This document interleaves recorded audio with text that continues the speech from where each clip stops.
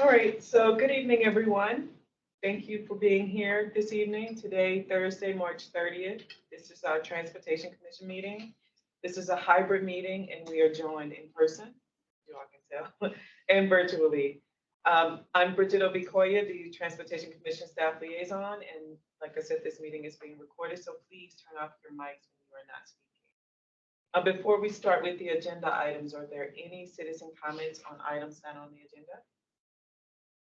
Hearing none, I would turn the meeting over to Chairman Chris Lapp. Great. I have very little to say other than welcome, and I appreciate everyone's patience as we sort through the logistics of being in a room that we are not normally in. But we will move on through, and it'll all be fine. All right. Take it away, Ms. O'Connor. Okay. The first item is the 2023 taxi cab fare increase request to advertise with Angie De La Barrera and Brian Shelton. Good evening. My name is Angie De La Barrera with Department of Environmental Services, Transportation Planning, and with me is Brian Shelton from our department. Also, we have Detective Toomey from the Arlington County Police Department. We're here tonight to advertise a public hearing to consider changes in the rates of fare. It follows Chapter 25.1 of the Arlington County Code, which sets the rates of fare for the taxi cab industry on a biannual basis. County board approval is required. Last fare increase went into effect in January 2016. Our current rates are $3 for the drop, $2.16 per mile. The industry is requesting this increase to adjust for inflation, and it is proposing $3.50 to the drop and $2.40 per mile. And continuing is Brian. To support the proposed rate increase for taxi cab companies, we pulled consumer price index data from the Bureau of Labor Statistics. We did this to note the changes in cost of doing business as a taxi driver from January 2016 to 2023. We also made 912 observations using the Uber and Lyft app to gauge minimum prices, maximum prices, and typical prices to destinations that are 5, 10, and 25 miles away from our location here at 2100 Clarendon Boulevard during the month of January. Across the board and in line with what we're hearing in the news, basically since the start of the pandemic, inflation, prices are on the rise. You can all see that it is reflected in the table here. Our findings indicate that the cost for operators has increased by 38% from the last rate increase in 2016. Some of the largest contributors to the cost increases were the increase in fuel costs at 78%, the increase in insurance cost at 39%, the increase in maintenance and repair costs at 38%, the increase in the cost of living at 26%. Here we have the percent change in the proposed fares for the 5, 10, and 25 mile trips. They do not correspond to the percent rise in inflation that we're seeing from the Bureau of Labor Statistics. However, the new prices will remain competitive with the transportation network companies, those are Uber and Lyft, and operators that are based out of other jurisdictions. The rates, however, will be the most expensive in the region, but that is just at the moment. It's important to note that here in Arlington County, other jurisdictions have not raised the rates in the last 7 to 10 years. And we are finding that some jurisdictions are exploring the possibility of increasing their rates as well. Alexandria being the most recent to increase their drop rate, the price for getting into the cab at $4. And they're discussing increasing the distance rate later this year. And so the graph that we have here compares the proposed amended Arlington County taxi fares with the current fares in neighboring jurisdictions for those 5, 10, and 25 mile trips. What you're looking at here in this bar chart, the first blue column, those are the Arlington County current fares. You can see that they're in line with the other jurisdictions as well. The orange bar here, this is the proposed fare, still in line, the most part, and then when it gets to the 25 mile trips, there's a significant change. What we're looking at here, staff also compared the prices of Arlington taxi fares with other transportation network companies. These would be Uber and Lyft. This is where we conducted our simulated service requests. We did them over 3 weeks. We used the Uber and Lyft cell phone applications to record the observations, noting the service provider, the scenario, the media service, 2-hour reservation, 3-hour reservation, or an overnight reservation, the time of the service request, day of the service request, and the trip cost. What we have in this graph here is to illustrate the difference in minimum and maximum prices for Uber and Lyft, which are these lighter colors here. Light blue for the minimum fare in Uber, dark blue for the maximum fare in Uber, light orange for the minimum fare of Lyft, dark orange for the maximum fare in Lyft, and the black here represents the proposed taxi fare.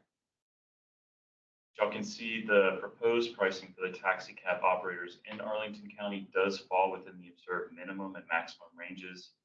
TNC's charge for a similar service, with an exception to that 25-mile trip, which would be basically from here at 2103rd and Boulevard to the Dulles Airport.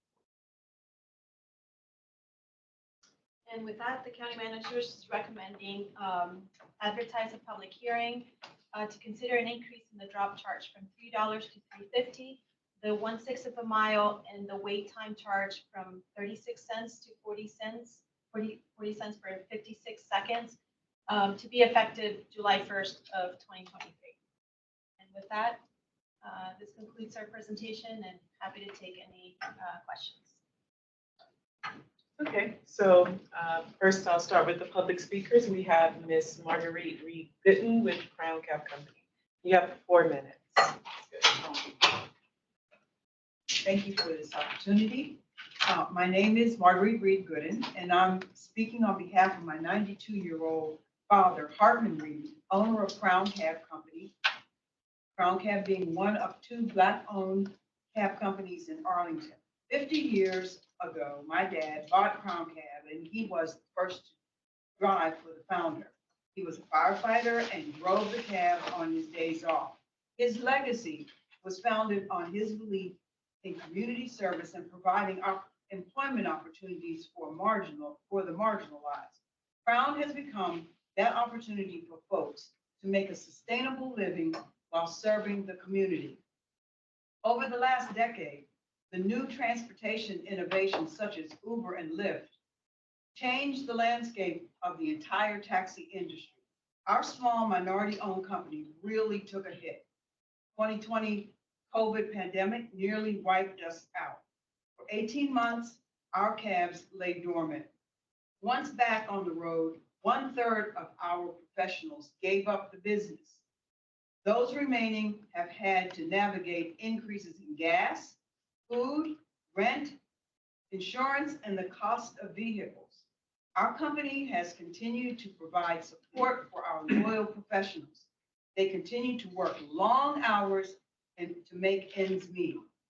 Our family has continued to honor our dad's legacy and is very aware of the struggles our owner-drivers face and how disheartening it is to see their colleagues in Alexandria, Fairfax, and DC working for higher wages. Crown has spent the last year working to diligently provide our professionals with more access to the community and the community more access to their excellent service. Very soon, we will launch a state-of-the-art digital dispatch service. As this will surely help, it is not enough. We need the county's help. As an advocate for the entire taxi industry and specifically Crown Cab professionals, in the spirit of your commitment to equity, I strongly urge you to support the rate increases proposed. It's time, it's needed, and it is the right thing to do. Thank you for this opportunity. Thank you, Ms. Gooden. Next, we have Charlie King with Red Top Cab.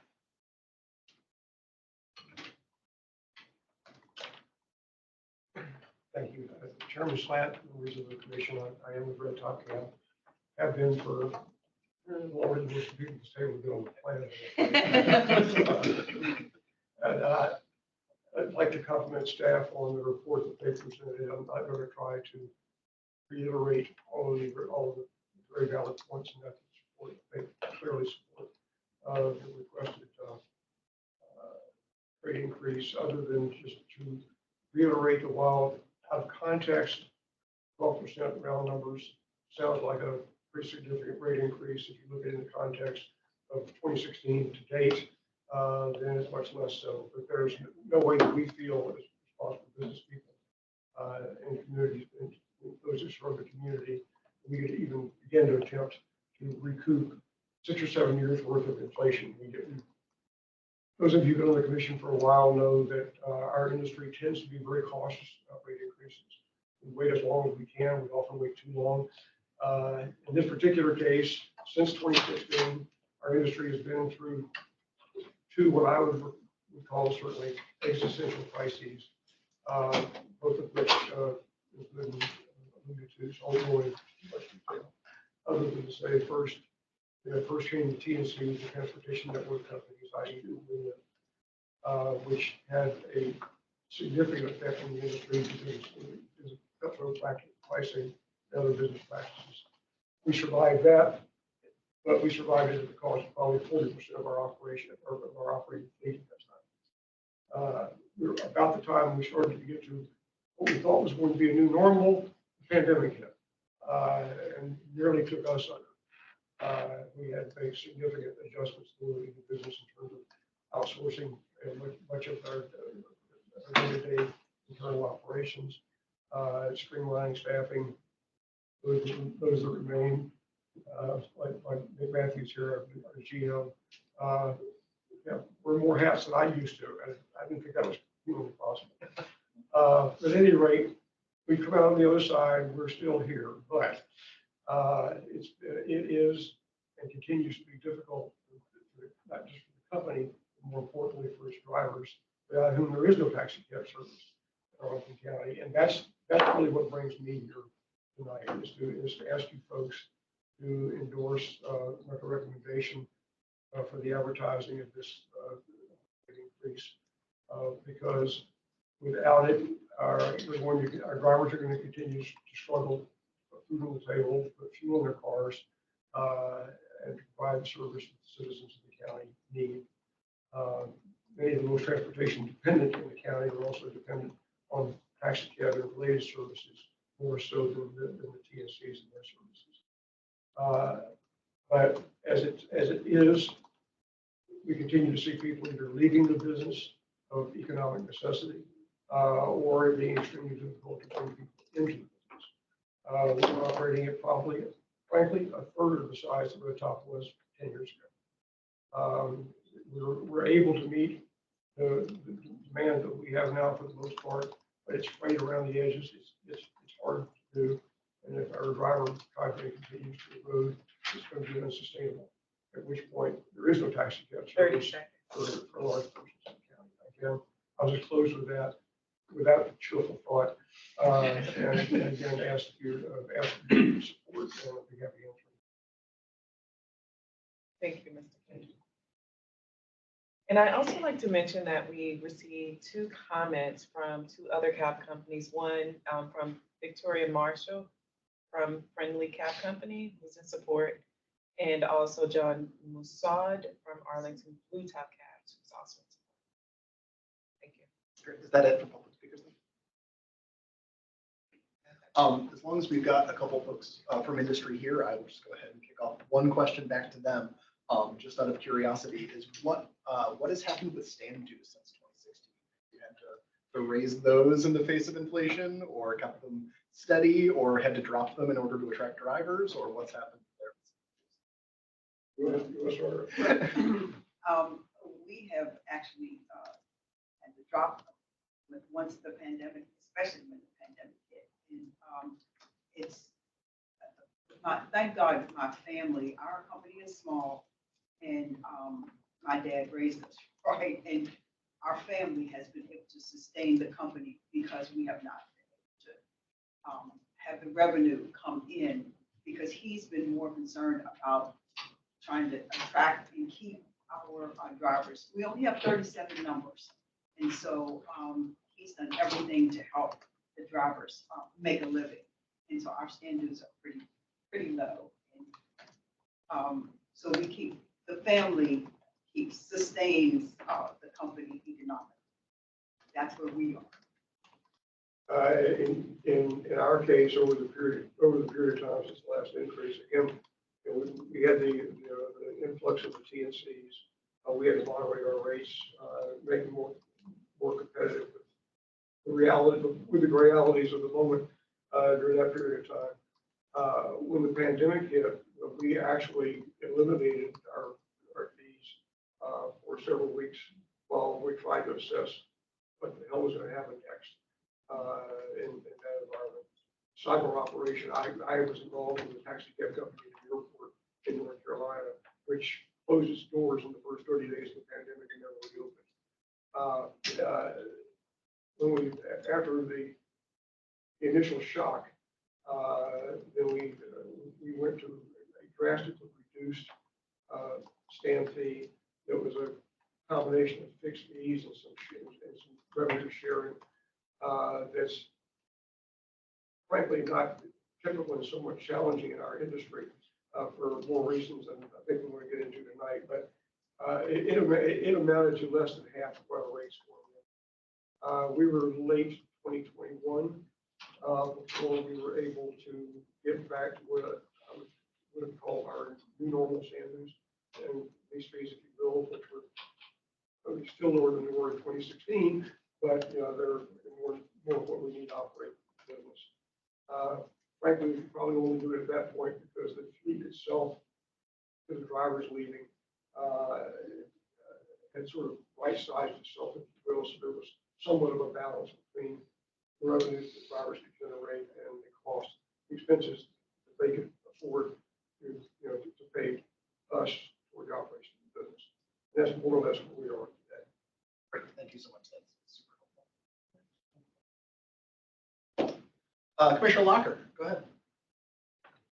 I was just curious about the fare study itself. I noticed the data showed the minimum and maximum fare prices. And I guess the study noted, or the board report noted, that the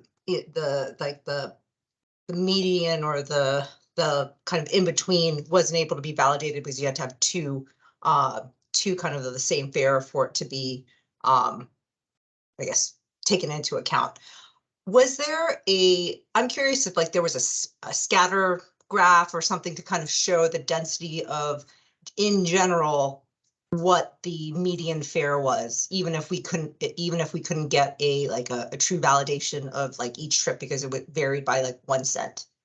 Does that make sense for staff? And Brian did all the analysis. I'll start up and then I'll have him get into the community. And I will just say that I was able to have Brian's help, which he, for 3 weeks, 3 times a day, including weekends, he was able to gather a bunch of data. And I'll just have him explain and then I'll jump in. Okay. I do not have a scatter plot that would illustrate the distribution of rates. What I can present is just a table. It's been summarized a little bit. I'll give you a good idea.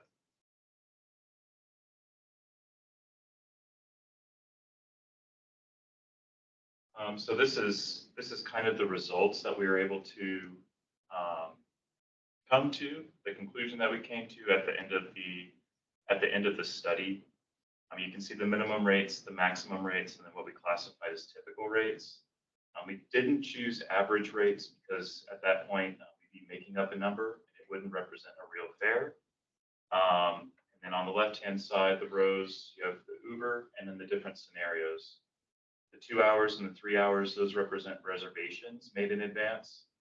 Typically, those are more expensive than hailing an Uber or a Lyft outright at the moment.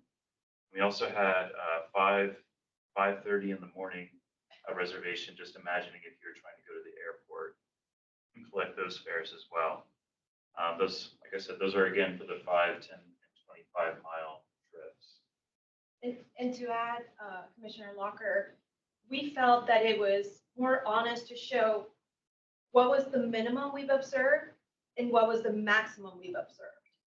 And then what was the typical is like, okay, we've got this more time, sort of the mode, if you remember in statistics. But we felt on the graphs that Brian was showing before, showing really the minimum of the minimum and then the maximum of the maximum. Again, these are dynamic prices. Taxis don't have, we're regulating. So we're looking at a possible minimum price and a possible maximum rate that we've observed during those times, and then compare the taxis. And we were happy to see that for short trips, the 5 miles, taxi cabs with the new proposed fare increase, they would still be very competitive. If you want to show that graph. And then, or the one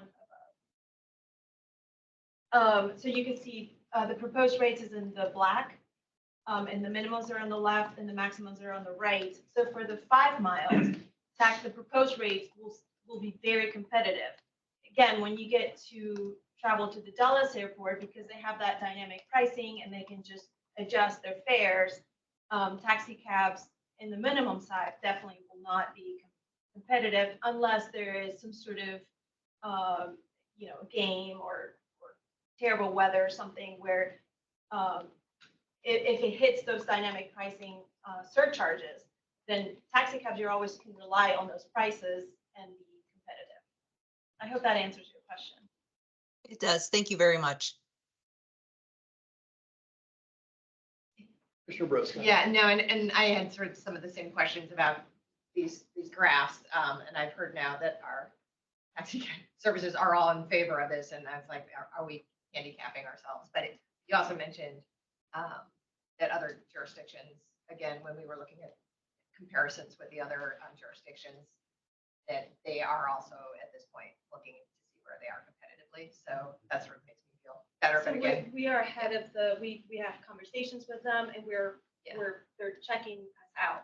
yeah, and seeing whether then- you so guys this- move ahead. So this Yeah. graph where the orange colors, Yeah. the second bar, Mhm, yeah. this is a biannual process. So in 2 years from now, the bars will Probably be all up in the there. same. Okay. Thank you. They've all not raised their rates in 7 to 10 years. just like Same, us. just like us. Commissioner Taylor. I have a question. It doesn't tie directly into the fare increase, but it did jump out to me when I was reviewing the documents as something I wanted to understand better. I noted that the time rate is based on 56 seconds instead of a full minute. I was wondering what the reasoning is for that. Seemed like oddly specific. I inherited that way from that's how our ordinance, the lawyers might explain, or Charlie. I could take a stab at it. All right, yeah, I was very curious about the 50 Well- seconds or 56 seconds. The difficulty, I mean, today's taxi meter is really part of a tablet computer that operates in the car and probably has a lot of flexibility. But for many years before that, even electronic taxi meters had limitations such as you had to have your mileage increment and your time increment had to be exactly the same. And there was always a certain more art and science in deciding what the increment should be, a 6th of a mile, a 7th of a mile. Finally, we had to do with the rate we were trying to hit, what increments seemed to make the most sense. And then you had to back time into that, which you figured out what the mileage was. But the mileage is really the driver. And so that's how you got to interesting variations. So it's been over the years from 38 seconds to a minute and somewhere in that, over that range. I did notice that the rate of, well, I think 36 cents per 1/6 of a mile was the same as the 56 seconds. So I was wondering if there was some tie in there. And that's the, if you will, science. So I think in this particular case, the 6th of a mile increment is a pretty comfortable middle ground. It's been as low as a quarter, as close to a 10th. I know it's been to a 9th. I don't know if I've ever got to a 10th or not over the years. It's sort of a comfortable balance, if you will. So I think what we've done here is just plug the new numbers in to the existing increment duration. That, does that make sense to anybody? I mean, it makes sense, but it also doesn't make sense. So, but yeah. And just to add, Brian, just pull up this table. If you look at the middle one, all the jurisdictions have this sort of 1/6 of a mile is the most common, but it's 1/4, 7. It makes the math interesting to get to the per mile. For what it's worth, there's relative to the question you almost asked, there's relatively little cross-border competition. But in our industry, people who live in Arlington tend to take Arlington cab going and coming. People in Fairfax do the same.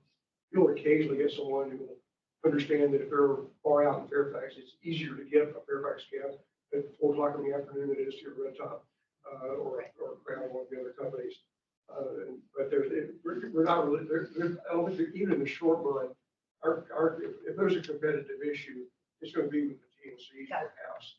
And even there, you saw all of the various levels of rates that they have, depending on whether you want to order your car 2 hours ahead of time, 3 hours ahead of time, the night before. I'm too old to figure out their rate system. I wouldn't use them if I weren't in the taxi company. But at any rate, I think that I think we can compete with that because of the distance structure. Anybody else?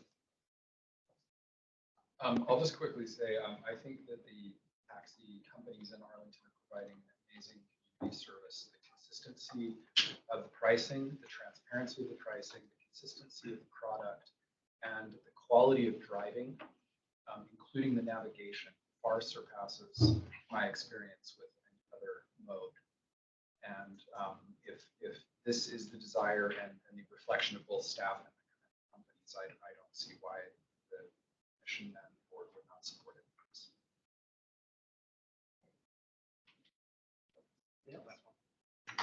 Yeah, I want to follow up on that. I agree with exactly what you said. Also, these are, I mean, fare increases are not popular under any circumstances, but this doesn't seem to be an example of price gouging or greed. So, you know, these are companies that have deep roots in Arlington, going back decades, but also in terms of their employees, physical infrastructure. They're not out-of-state corporations skirting labor laws. I, for the record, don't even have Uber or Lyft on my phone. I try to use a cab whenever I need something that's not my own car or my fleet or public transit. And so the only concern that I had is the impact that this would have on the APS and the paratransit services and how that might be ameliorated, whether through some grants or potentially even like a write-off for these businesses. I understand that might have some adverse effects in terms of whether they'd be willing to provide those services going forward. But that is my only concern. Other than that, everything in the staff report was pretty clear and well written.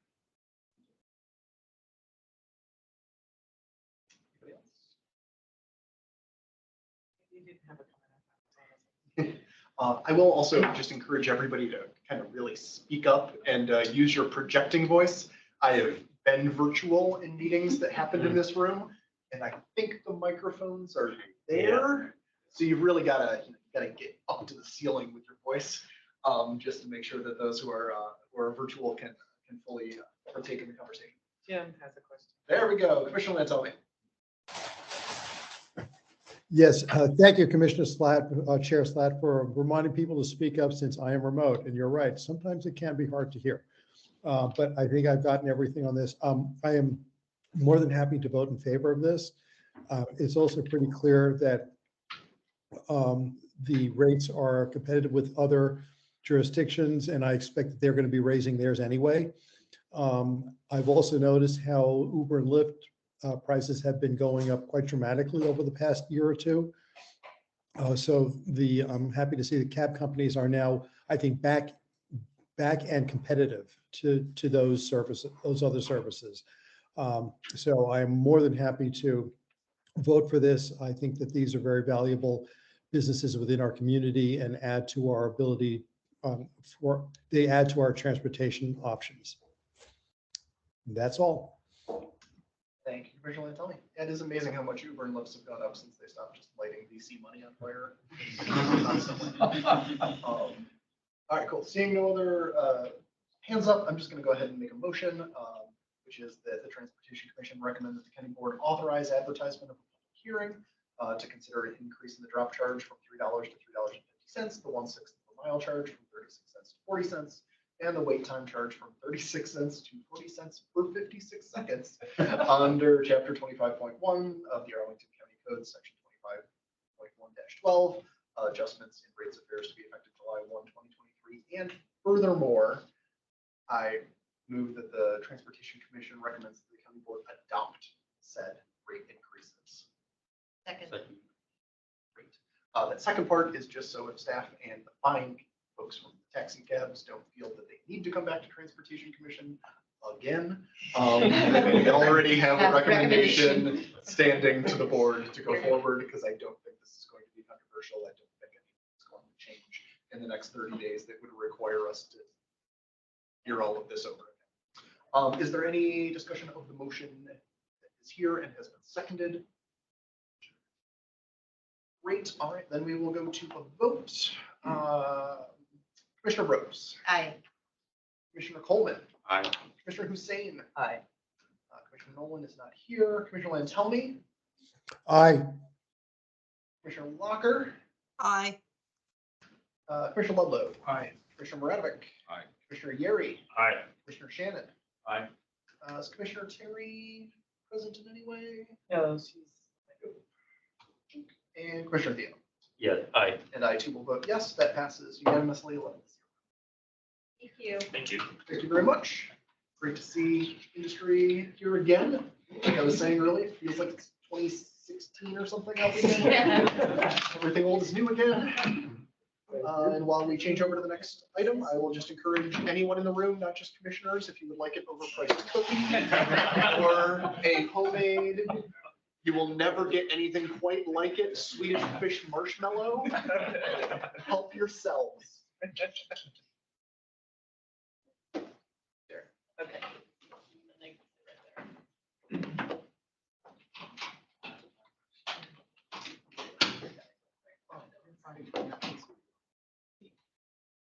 Do you all want to come to the table? Yeah. Okay, great. Step right up. Step right up. Right. Good to see everyone again. Everyone, first time.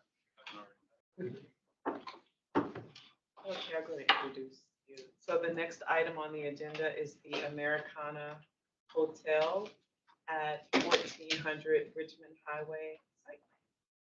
Joanne Gabor, I turn it over to you. So the applicant is going to be presenting first. Okay. So I'm going to turn it over to the applicant team and then I'll present second. Okay, awesome. My name is Malcolm Williams. I am the development manager for the Americana site. I represent JBGS tonight. With me tonight is Luis, and represents Grove Slade, and will be sharing the presentation with me. So I'll start it off, kick off, and then bounce pass it to her.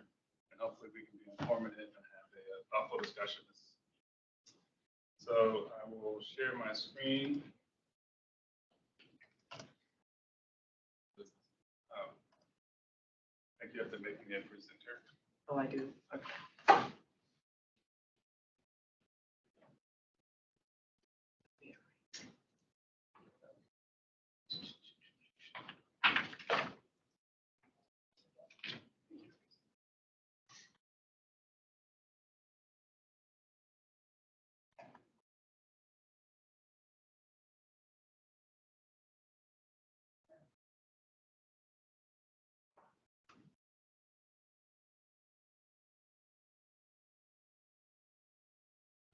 Good. So this is the Americana site. This is our Transportation Commission meeting. I think we've had a pretty thoughtful SPRC process and 4.1 process, and we are excited to be at this meeting as we continue through entitlements. So what you're looking at now is just a rendering of the site on each street, and this is just what we think is a pretty picture to kick things off. So what we're going to talk about tonight, just a brief overview to reorient folks who aren't familiar with the site. Subsequent to that, we'll go through some circulation diagrams for pedestrians, and the modes of transportation. We'll provide some additional project detail that's really focused on responding to the comments we got from SPRC 2. And then subsequent to that, police will provide our transportation overview with a little bit more technical information. So we'll start with site location. We are on E Street, and straddling us on the other side to the east is going to be Richmond Highway, which I'm sure everyone in this room knows is tentatively scheduled to come to grade. And just for reference, Amazon HQ2 is also our neighbor at Park, as we know it internally. And that will hopefully be opening up in the next couple months public. So we're excited about that. Just a brief street view. Top left corner, we have Eads looking to the south. To the right, we've got the southwest corner where our curb cut currently exists. You can kind of see the existing structure back there. Down to the bottom left side, we've got the north view. You'll see the Embassy Suites Hotel in the top right corner. And in the bottom right side, we've got what looks like the existing bike lane looking from the Embassy Suites side to the south towards our site. Next, we'll have just some high-level information.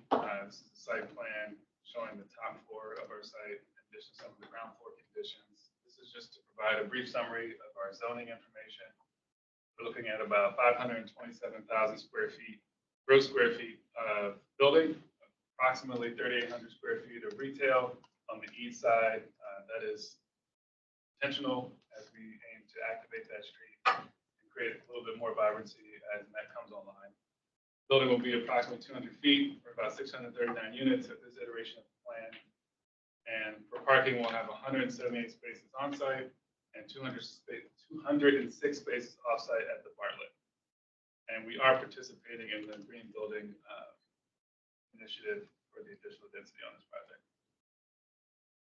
Next, we'll talk a little bit about circulation. We think we've had a really good discourse with community members and staff about how this site is oriented. It's a little bit atypical because it's really narrow and it's really long. So we end up with kind of this cruise ship that we think we've adjusted and responded to some of the tower setbacks and zoning ordinances to make it an interesting building. So this first diagram is going to be our PUDO. I think that's a colloquial acronym. It's actually the pickup and drop-off area for those watching who aren't familiar with that acronym. And what that is designed to do is to have a space for folks who are ordering food, making a quick run in the building, and just kind of generally coming in and out on a really, really quick basis. That is not intended to be parking. We intend to sign that according to Arlington standards with something along the lines of a 15-minute pickup or drop-off zone. There's a similar sign up the street at the Bartlett that we intend to just copy and paste. Also worth noting, where this black arrow is our residential entry. That is set back a little bit, but that is intentional, as we thought a really cool way to activate the street, since we are so site constrained, was to create kind of a recessed entry. And you'll see a little bit of that on the next few slides. Next, we'll have our package delivery program. So this is for all the big name folks as well as little folks who come into our building. This is on the south side of the building. If you're not familiar with the site, to our south is another apartment building that we share an alley with. That is owned by Washington Reed. And so we thought that the south side was the best place to orient this, primarily because for site constraints, but also I think it makes the most sense given how our building's shaped out. Also worth noting on this slide, I'll zoom in, but I'll just move my cursor to where this box is. And that is the residential loading zone and loading dock. We intend that anyone delivering there can come in and follow this arrow towards the package room. And that should make a pretty smooth pickup and drop off for folks who are delivering on a regular basis. And that was intentional and in response to some of the comments we got earlier in the entitlement process. Next, we have our parking diagram. It's pretty straightforward. You come in on the south side of the site where these two arrows are, you pull into the garage. We have 2 levels of below-grade parking planned, and I think that's a pretty straightforward slide. Next, we have our bike circulation pathway. As you'll see on the west side of our site, this long green arrow is the bike lane, which is part of our proffer package that we are currently finalizing with the city staff, county staff, apologies. And to the south, you'll see our proposed route into the west elevator court, or I should say the east elevator court. And one additional point I would like to add is that folks will also be able to ride their bike from the south and go through the garage. So there's just another point of entry. The arrow you see to the right take you to an elevator bay that will take you straight down to where our below bay parking is, where our 2 bike rooms are located. And that leads me to our additional project detail. We had some pretty pointed responses after SPRC2, so we took that to heart. One of them being the entry doors, which you can't really see here. We're shown push indoors, and we rotated those to push out so folks have an easier time coming in and out of the bike room. We also provided some more detail. I could tell the next slide, I got ahead of myself, I apologize. On this slide, we're just talking about the types of spaces in the garage and where they're located. As I forgot to mention, as always, all this information is available on the county website if you want to get further detail. So next we'll talk about our proposed parking plan. And so we are taking advantage of the county's ability to share offsite parking. So we have another asset up the street called the Bartlett that we felt was, well, A, has a ton of available parking, and could be argued that it might have been overparked when it was built. Not saying that officially, but we are taking full advantage of that. So that site is approximately operating at a 70% utilization rate, give or take a couple percentage points. And so we're going to leverage that proximity and the excess parking to have Americana residents who don't fit in our low-grade spaces take advantage of the additional space at the Bartlett. And I just want to read this paragraph real quick. I think it's relevant. So our property management at the Bartlett is prepared to implement measures to reduce residential parking demand to accommodate the spaces allocated to Americana. Those measures could include, but are not limited to, increasing parking pricing, cessation of rent concessions which provide free parking to tenants, ongoing monitoring and to reallocate spaces appropriately between the Bartlett and Americana based on demand. And that's an internal measure that we have software for. And additionally, the Bartlett is a transit-rich area with nearby access to Pentagon City and Crystal City metro stations. Numerous improvements to the transportation network and National Landing are expected to reduce parking demand in the future. And the future being when this building is intended to deliver if we stay on course, which is roughly 2027. And so we think that by improving the multimodal connectivity at the site and in the nearby areas, we have a path to achieve this goal. And just some quick stats. Again, we have 206 spaces allocated at the Bartlett. Total parking 384 spaces, which puts us at a proposed ratio of 0.6. We also have 10 visitor parking spaces, which was a comment that we got through the SPRC process that we added, sectioned off in our garage plan. So next, this is what I was referencing previously is our bike parking plan. One of the most thoughtful comments we got back at SPRC2 was to consider different types of bikes, which was something that I think we hadn't really taken a hard look at internally. So we were very happy to get that comment to inform not only our portfolio, but this project. And so this, I won't go through each line. It's just a categorization of those types of spaces. And then the diagram to the right shows where those bike spaces are allocated. One other additional point that we added based off the SPRC feedback was down to the bottom right where we added charging stations for bikes. And that was, I think, a huge help because it's one of the ways we're going to be able to future building as best as we can. Next, we have a rendering showing our building entry and also the proposed CC23 plan that we think will likely move forward. So you'll see down to where my cursor is, we have a 10-foot sidewalk, which is 4 foot deeper than the 6 foot minimum required by county staff. That's a carryover from some of the other projects we've worked on in Arlington. And in talking to constituents, it just made more sense to make it a larger sidewalk. Next, you'll have a 6 foot landscaping zone, TBD on what that finally ends up being, but here's a representative of what we're trying to accomplish. And then next, you'll have a bike lane, which currently is about 6'2", and then a median, which we envision if you're catching a ride at the Pudo, that's where you hang out. If you don't want to hang out in the covered space in front of our building entry. And then obviously we have the Pluto, which we're marking at about 7 feet in depth, which should cover most vehicles. It is not intended to cover the commercial delivery. So next, we'll also have a couple slides that show the existing condition of Route 1 and our building on the east side. The next slide over will be the future condition of Route 1. We're in constant conversation with the VDOT team and the team at DES to figure out and make sure that we're all coordinated so that when Route 1 does come to grade, that we don't have a weird condition on that side of the building. And also worth pointing out, another thing that came out of our site plan review process is kind of where my cursor is on that northeast corner. We did add an additional entrance so that when Route 1 does come to grade, folks won't have to go all the way to the East Street side to get inside the building. Also worth noting, kind of in that midsection along this pathway, I'll note the pathway is a pedestrian connection that we included as part of our plan. And that will connect East Street to Route 1 when it comes to grade. Up until that point, you'll see on the left side, it's just a retaining wall that be a really nice walkway for folks who kind of just hang out at the end of the retaining wall. Really taking that.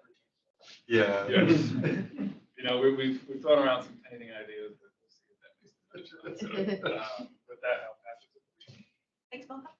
Again, I'm Felice Berkshire with Grove Slade, and we wanted to just take a minute to walk through the multimodal transportation assessment that we prepared for the site and just kind of maybe zoom out a little bit. Malcolm covered the site itself very well, and then we'll just kind of zoom out and just take a look at the surrounding context of the neighborhood. So the first slide just shows really an overall transportation overview of the surrounding neighborhood. You all know it's in a very walkable part of Crystal City, Pentagon City. We'll cover transit a little bit more on some future slides, but there's transit available kind of surrounding the site. It's already in a well-connected pedestrian and bicycle network, and it will include all the typical components of a transportation management plan. This slide focuses a bit more on transit. The site is kind of right in between Crystal City and Pentagon City metro stations. It's less than a 10-minute walk to either one. It's about 0.3 miles, and Pentagon City is about a half mile away.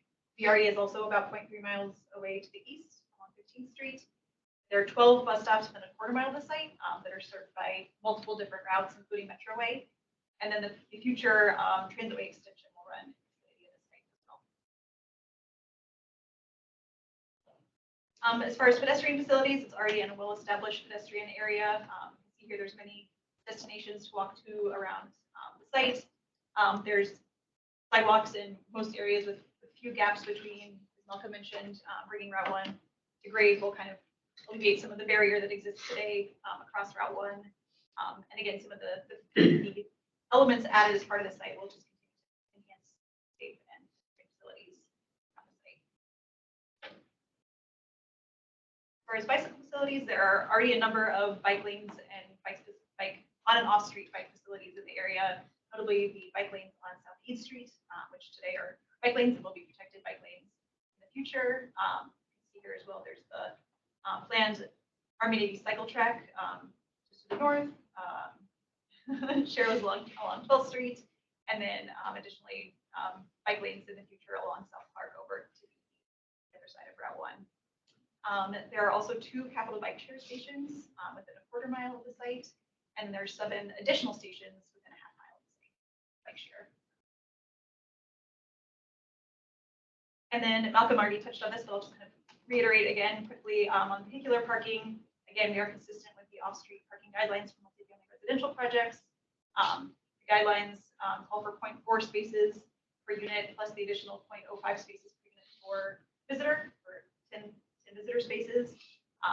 The site is proposing 0.6 spaces per unit plus visitor parking. And again, as Malcolm noted already, 188 spaces on site, 206 just up the street at the Bartlett. Again, as I mentioned, visitor parking will be provided on site, and then this is compliant with the off-site parking as part of the guidelines in terms of location for the county, within the 800-foot distance away from off-site parking and then garage ownership. And then for the MMTA itself, we did scope it with the county. We looked at 9 study intersections surrounding the site, including site driveways. We identified 3 locations where we were looking at mitigations, signal timing adjustment mitigations, and then any other site impacts. I think just our are mitigated as far as the site design elements that Malcolm already discussed. Other improvements identified during the reprocess, and then. And finally, speaking of the transportation management plan, it will include all the typical elements of a TMP, including participation in funding, facilities improvement, kiosks, or sorry, the transportation information display kiosk, bike parking facilities, PMP, motion services and policies, and then performance monitoring. And that concludes our presentation. So thanks for your time. We're happy to answer any questions and turn it back over to Joanne.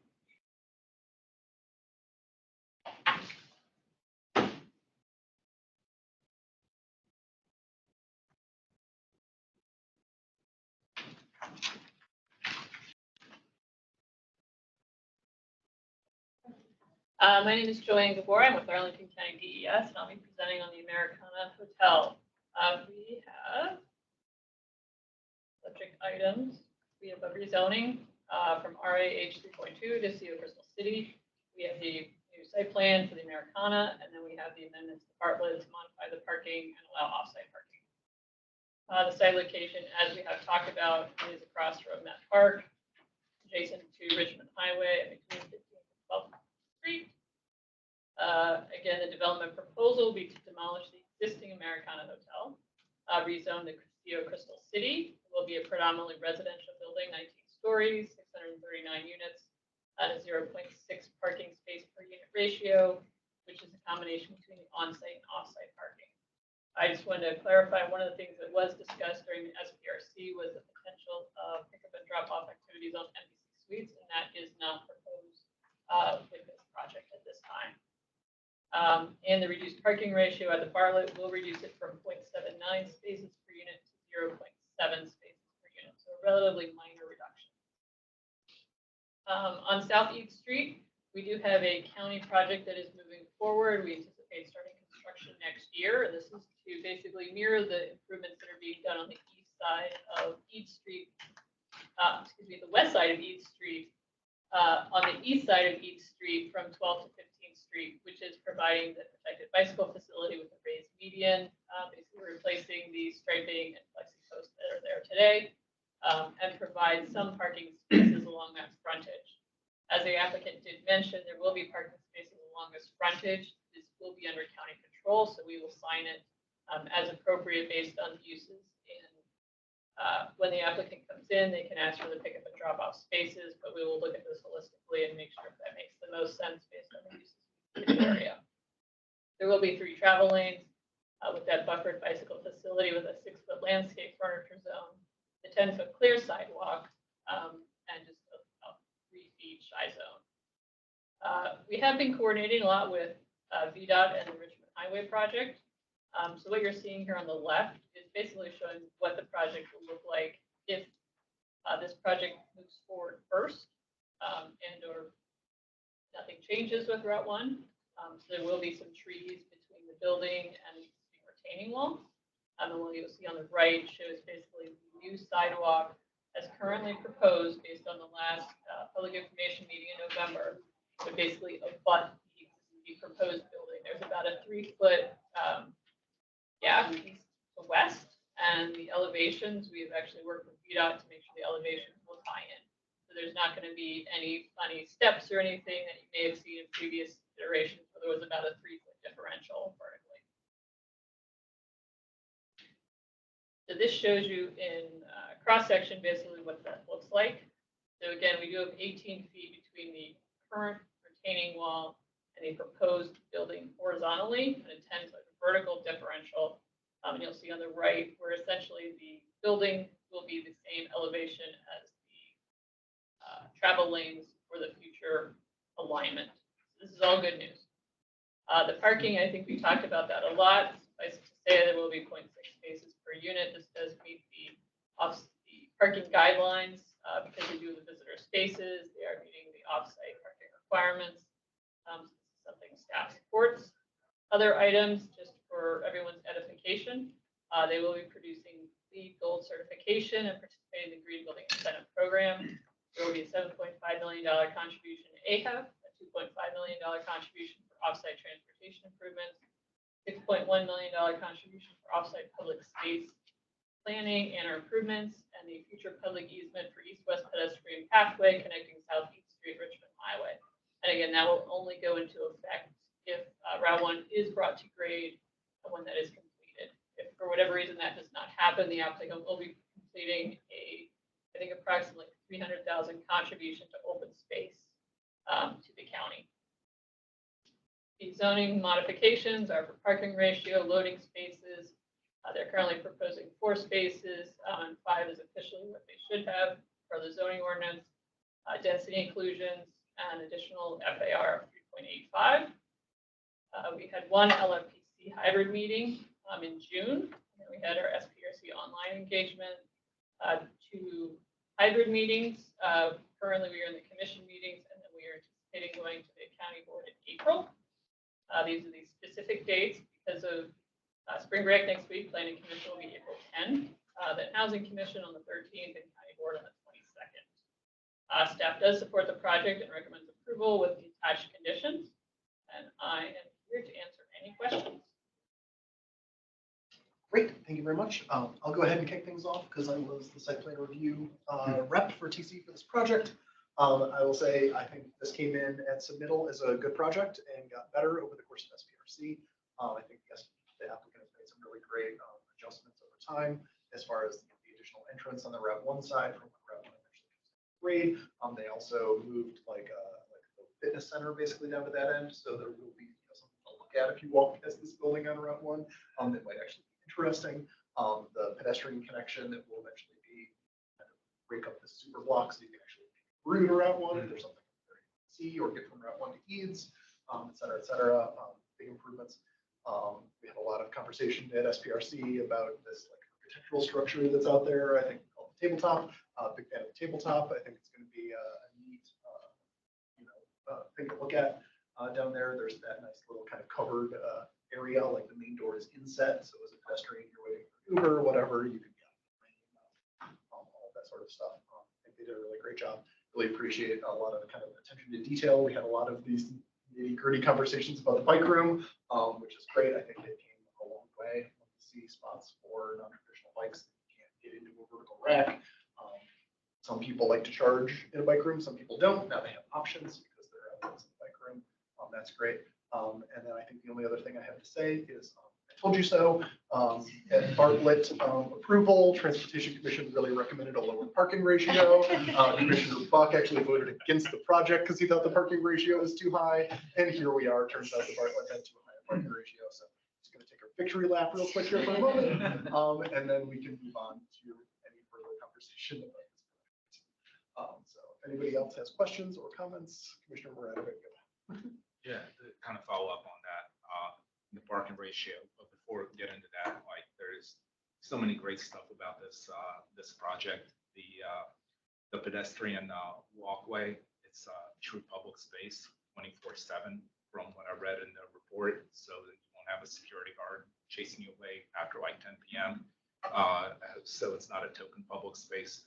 I really like that. The affordable housing contributions, the protected bike lane in front, the amount of units, this is like double the amount of units that are going to be theoretically possible with this in the middle debate. Yes. So it's like 348 per year. Yeah. Yeah, theoretically, if you can build 6 lots of them, but this is double that almost at one site. So that's great. But I wanted to know what your logic is for the 0.6 ratio when I know the minimum is 0.4, right?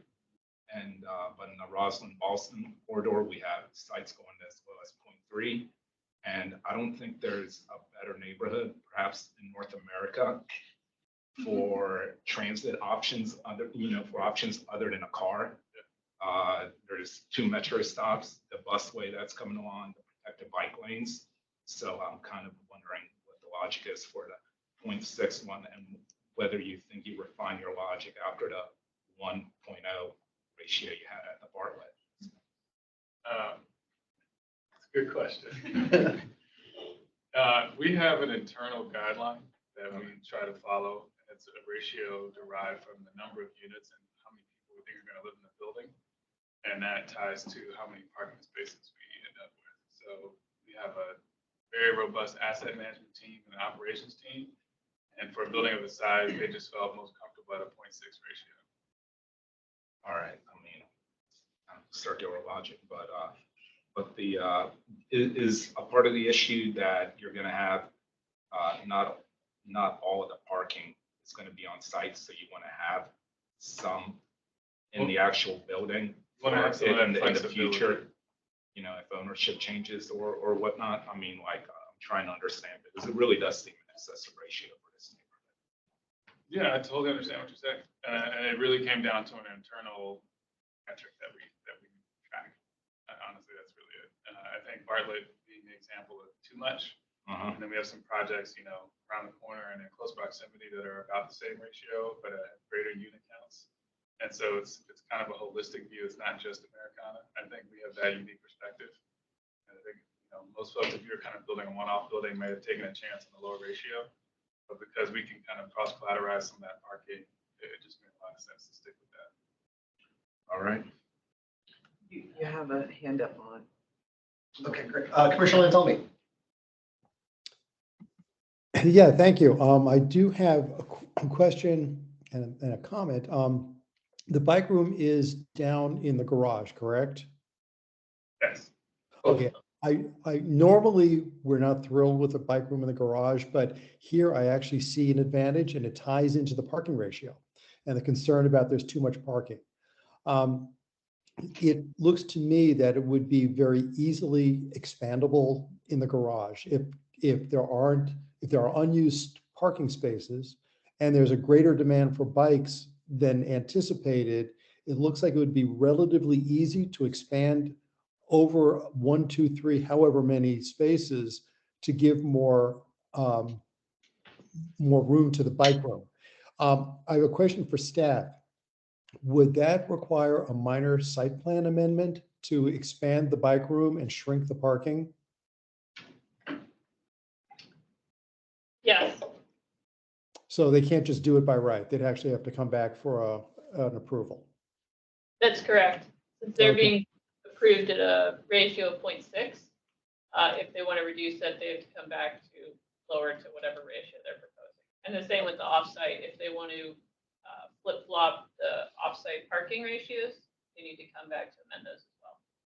Okay, yeah, that's one thing I would hope that it would be able to make it easier to shrink parking rather than having to go through a site plan amendment. So that's my comment. But otherwise, I was in the SBRCs and I think this is a very, very good project. And I also absolutely agree with Commissioner Maratovic that it's interesting that over, this number of units, and yet nobody's complaining about there's not enough water and there's not enough sewer, and it's going to overwhelm the schools. I think that's quite interesting. So thank you very much. Commissioner Theo, I think you had a question earlier. No, Brian, I think good. Okay. Commissioner Just kind of go off of our general flow of the conversation, I'd also like to see if there have been conversations internally about offsetting some of the parking with the biking area, because 0.6 does seem a bit excessive, and at least comparable to the area, given that there are 2 metro stops just adjacent to the property. I'd imagine that understanding that there is a model that you are following, if there's something internally that can be done so as to not have to go through both their site plan. I guess I'm trying to summarize your question. You're saying we have an internal process that we can evaluate that would necessitate a minor site plan amendment? Yes. Okay. It's a great question. I don't know that we do. Sorry to speak from behind you. Yeah, I think irrespective of what their model is internally, the way that the county approvals go, we always get a parking ratio that's essentially exactly what's being provided. So anytime you're going to lever that down, it automatically triggers the need for it. And that even happens, by the way, if you change the number of units, right? This is an FAR-based zone. So if we were to increase the number of units to some level where we were thrown out, we'd have to go effectively that. Yeah, so it kicks it into a minor amendment pretty quickly anytime you mess with the ratio. Kendrick, I have a vague recollection that maybe a development came through in the past that we approved, like, the understanding was they were gonna build a certain number of parking spaces, but we approved it with a slightly lower ratio to give that little bit of flexibility, either on unit count or parking. Do you have a recollection of that? I don't, that would be, my preference sometimes, but I do not recall, but that doesn't mean it wasn't another one. Okay, but as far as you know, that there's nothing that would prevent the county from approving a lower parking ratio than is actually proposed. I don't believe so, but I think that's Ms. Kapoor's. I was gonna say, as staff, I'll take that Yes, question. many boards, things to think about than I Love do, it. yeah. Yes, there have been a couple office projects where there has been some, question about what's the final GFA gonna end up being. And so the applicant has proposed, let's say if you did the math, by the letter of the law, you end up at, like 1 to 1,000, that they have gone in and proposed a ratio of 1 to 1,100 or something, just to provide themselves a little bit of that flexibility. Because you're absolutely correct. Let's say they came in and said, we want to propose a 0.3, or well, let's say a 0.4, since 0.4 is the minimum for the residential guidelines. I still have some of the other projects in my mind that we've done 0.3 recently with. They could propose a 0.4, and if they wanted to, they could choose to build additional parking. If they wanted to do something as you're saying. So let's say they proposed 0.4, but they still provided how many spaces? 384, I think. So they could get that approved. And then if they decided, in 2 months when they went through their cost analysis, they only wanted to build a 0.4, then they would only have to build a 0.4, so that'd be less. I can't do math off the top of my head. However many spaces that is. So that is one method they could use. Obviously, it's up to the applicant to propose what they want, and they have proposed a 0.6, and that's what we reviewed. Great, thank you. Other Commissioner Theo?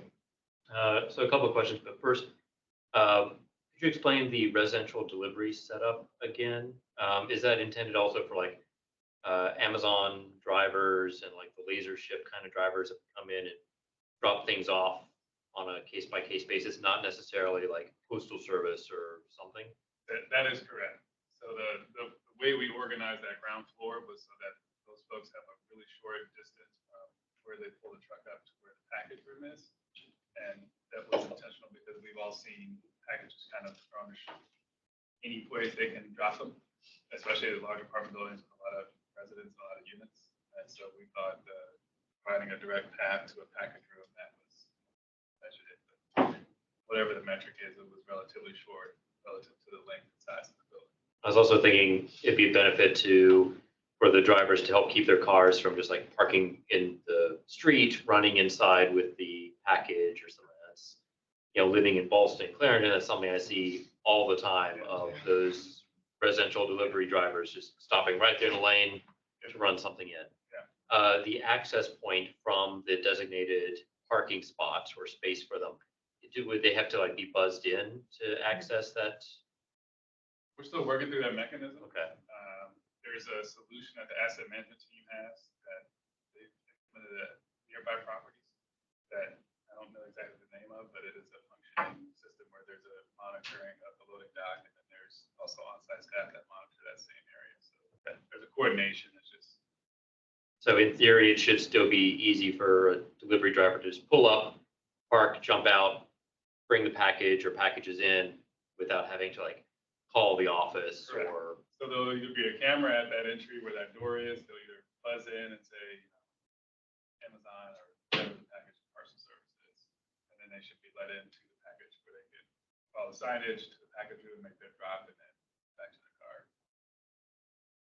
And just one other question then. Could we talk a bit more about the protected bike lane? Is that a community benefit that's being provided by the development? I mean, just outside the slot, or is that just the space is being provided and then county's going to come along later to install that protected bike lane infrastructure? So it's not a community benefit because it is along the project frontage, so they will be building it as part of their base project frontage. I don't know if you want to get into technical nuance of the community benefit. I don't think, maybe that's not where you were going. But essentially, our plan is to complete our project starting next year. If they have not started, then we are gonna do the work along the frontage. Okay. But if they have already started, then they will be building their project frontage and it will meet the design that we have already proposed. That's gonna be the 6-foot bike lane and then the 4-foot median, and then we have the 7-foot parking lane. And the 6-foot bike lane, that's bi-directional, like both No. directions, or just one way? It is only one It's direction. matching what's on the other side of Eads then? Correct. So this will be the northbound direction, and then we have the same setup will be in the southbound direction along that park.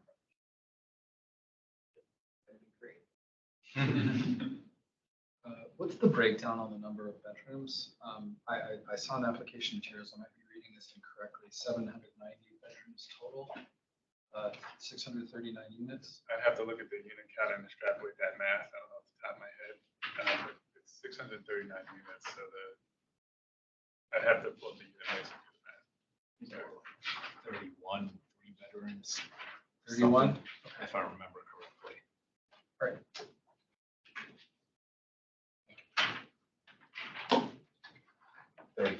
Sorry. 33 threes, 156 twos, 306 one bedrooms. Okay, thank you. It's right there. Anybody else? Mr. Brooks? Yeah, I'll just weigh in on the parking minimums, since it's so much fun. But yeah, just to echo and just to say again, very much think if you all might consider going low, aiming low, based on all the things we've already heard, and I'm guessing some of the experiences you already have with your other properties. So that would make us all.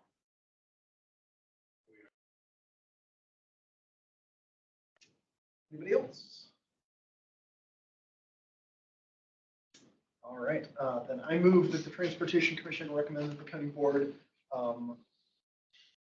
adopt the ordinance to rezone the property known as 1460 Richmond Highway to CO Crystal City, mixed-use Crystal City District, to adopt the ordinance to permit the construction of approximately 8.64 FAR total density, blah, blah, blah, blah, blah, as outlined in our draft report.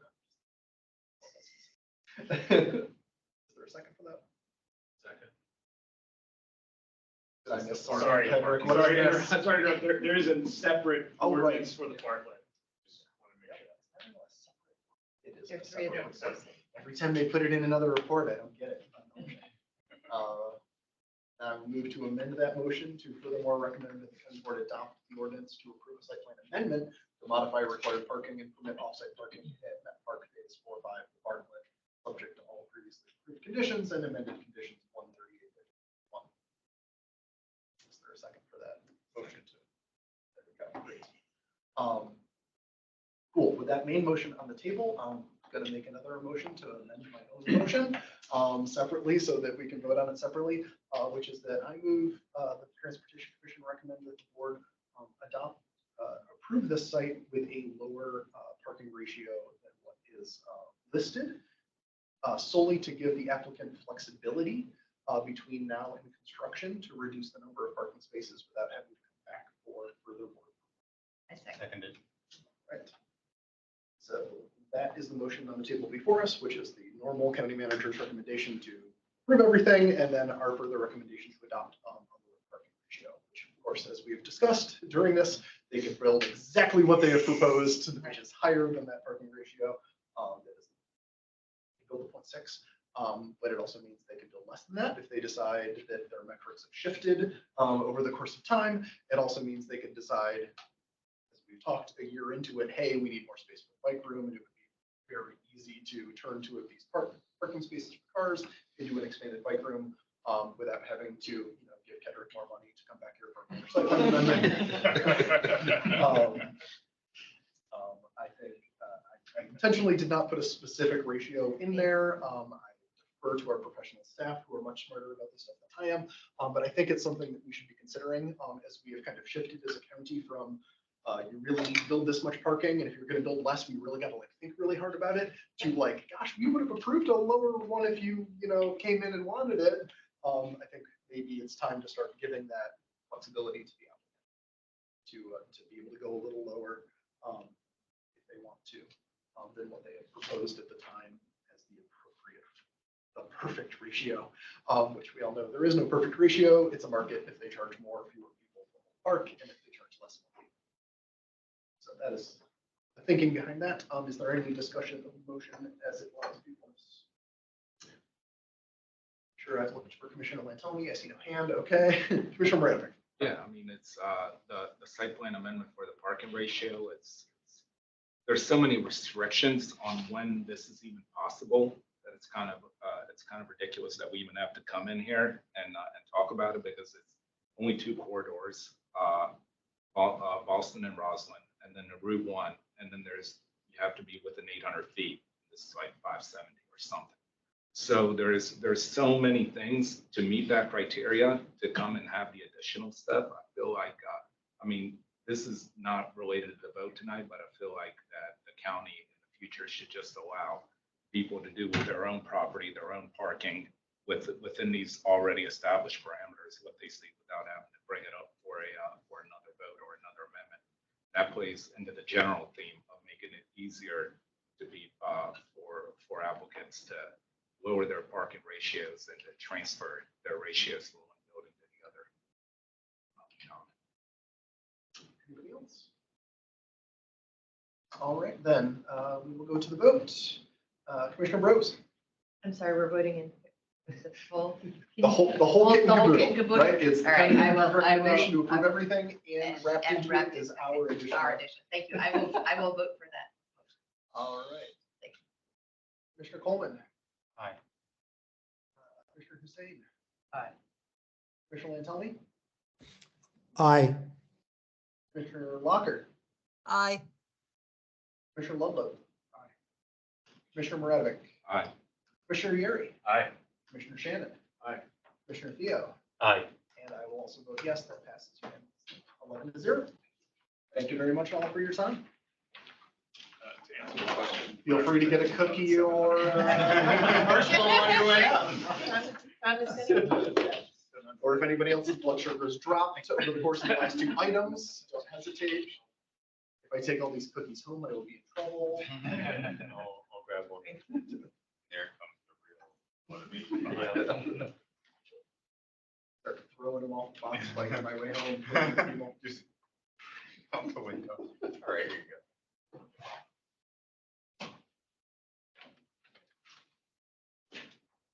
All righty, so we'll move on to the next agenda item. So we have the master transportation plan with Kristen Calkins.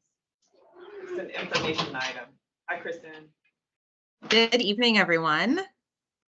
I am going to share my screen, and I really hope this works. Sorry for not joining in person, but it's been a busy afternoon. And I will just note, since Ms. Obukoya did not properly introduce Ms. Calkins as former transportation commissioner, Exactly. Kristen Calkins, I will go ahead and do so. Thanks. Thanks, Chris. So I'm sure everybody here is familiar to an extent with the MTP, and if not, then okay. But the existing MTP was adopted in 2007 and was based on work that was conducted from 2005 to 2007. Over the past 16 years, various elements have been updated, including the rewrite of the bike element in 2019, which I was on TC for. Some of the elements remain untouched from their original version, including the parking and curbside management element and the demand and system management element. Best practices for these areas and others have evolved significantly since the MTP was adopted, and new pressures and demands have been put on the right-of-way, requiring new guidance. The MTP no longer provides the needed guidance for staff as they develop the CIP, review site plans, and engage the community on corridor and transportation studies. A refreshed MTP would provide guidance on priorities, articulate how to implement recommendations, and serve as a recent consensus on transportation priorities for Arlington. A refreshed MTP would be framed around Arlington's core values. The current MTP does not reflect the county's more recently adopted policy priorities, including equity, Vision Zero, biophilia, and a response to climate change. The refreshed MTP would also incorporate modern-day travel options, including shared mobility, micromobility, and emerging transportation technologies. The MTP would address modes holistically, providing guidance on trade-offs between modes, how to prioritize the use of our constrained right-of-way, and set expectations for the community by creating one planning document rather than 6 siloed modal elements. Modes would be considered together, ensuring that we don't have echo chambers and that the transportation system works as a whole. The plan will articulate clear priorities and goals for transportation projects, set new best practices, and reflect changing travel patterns post-COVID-19, ensuring Arlington remains a community where people want to live and work. The current MTP does not allow staff to quickly and effectively make decisions. A plan that is based on Arlington values, integrates modes, and has clear modal priorities will allow for a cleaner process when implementing projects and reviewing development applications. As mentioned, the existing MTP was developed and adopted prior to the emergence of many goals the county is working to realize or challenges we're trying to address. A re-envisioned MTP would build on the work done in the ongoing transit strategic plan, the decarbonization plan, the upcoming commuter assistance strategic plan, and the adopted Vision Zero action plan. There are also several sector plans and special GLEP studies that provided transportation guidance that we can pull from. The MTP would address how transportation will help the county meet our sustainability and resilience goals. It would address the challenges presented by climate change and provide guidance on how the transportation network can further equity in Arlington. The public right-of-way, as we all know, and especially the curbside, is feeling unprecedented demand. The curbside is desired for so many uses, from traditional docked bike share to dockless scooters and e-bikes, pickup drop-off for ride-hailing companies like Uber and Lyft. It's facing increased demand from traditional delivery service like USPS, FedEx, and UPS, as well as emerging delivery services like Postmates, DoorDash, and Instacart. The curbside is also used for traditional parking. It's used for bus stops, bike lanes, and potentially bus lanes. The MTP does not provide adequate guidance on how to balance or prioritize these different uses of the curb space or the right-of-way as a whole. A new MTP will provide guidance and direction on how to best allocate and prioritize uses in our limited right-of-way, ensure that we can meet the many pressures that it faces. Guidance will help inform future corridor studies and will be critical for staff as they review site plans. Without new guidance, staff is forced to figure out and justify decisions on a case-by-case basis. This process is time and resource consuming. As mentioned, the MTP does not address modes holistically, and really it considers them in a vacuum at times. Its siloed structure pits modes against each other in the right-of-way and on corridors. A new MTP will integrate modes into one document, examining trade-offs between them, and will prioritize modes based on corridor context and mobility demand. We'll be looking at future transportation needs and the forecast model based on anticipated land use and growth change. So we'll understand where people want to travel and identify what corridors need modifications to the right-of-way to meet future anticipated travel demand. If demand on a corridor is not adequately met in the future, we may need to plan for enhanced transit service, new bike facilities, or other enhancements to the right-of-way. To identify modal priorities for corridors, we will take a network approach with the goal of making sure transportation in the county is equitable, sustainable, and efficient. While specific corridors will get specific modal priority, examples of transit, freight, bike, other modes, the network as a whole will work for individual modes as well as a network as a whole. These modal priorities will inform future transportation studies for corridors. If a specific roadway is identified for a transit priority corridor, the study will examine how to best serve transit along the corridor, and recommendations to modify the right-of-way would focus on transit improvements. If a corridor is identified as a bike priority corridor, that would indicate that when a future corridor study is done, that the safe accommodation of cyclists should be prioritized other uses of the right-of-way, for example, long-term vehicle storage.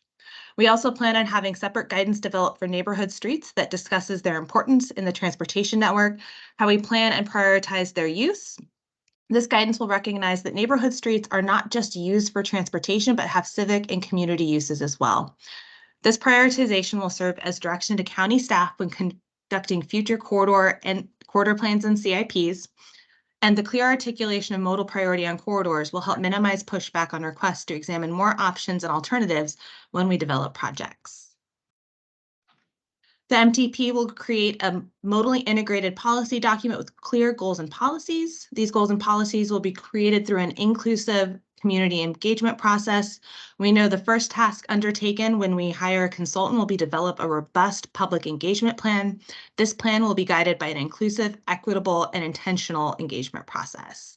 Metrics will be created for staff to use as guides when we develop the CIP, when we review site plans, and when conducting more detailed corridor studies.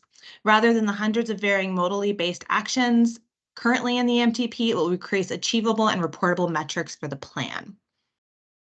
In summary, the updated plan will integrate the 6 modal elements into one cohesive planning document, removing the often competing policies and actions that staff must work through on a project-by-project basis. It will consider modal needs of the county and individual corridors. It will help prioritize near-term decision-making for the CIP. Modal priorities will be identified based on the safety, demand, connectivity, and accessibility needs of the network. These priorities will be identified using the physical constraints of the roadway, anticipated future travel demand, safety needs founded in Vision Zero principles, and consider the importance of creating a safe, effective, multimodal network. Most importantly, the MTP will create a universal framework for transportation decision-making. This framework will simplify future decisions on transportation projects, help limit debate by framing expectations and setting priorities as part of the MTP process, which will save time, staff, and money in the future, allowing for a more streamlined implementation process and delivery of projects. It's also important to recognize what the MTP is not going to do. This MTP will not create a laundry list of projects. Rather, it will identify prioritized areas where improvements to the right-of-way are needed to meet current mobility and/or future transportation demand, and it will not make recommendations beyond the ground plane. The MTP will be a surface transportation plan focused on providing a safe, sustainable, equitable, and efficient transportation network. We anticipate an RFP will be released this calendar year for the process. Responses, consultant selection, and contracting work will last through at least the end of this calendar year. Once the consultant is selected, the first task undertaken will be to draft that public engagement plan to ensure the effort has an inclusive, concise, targeted, and intentional outreach process.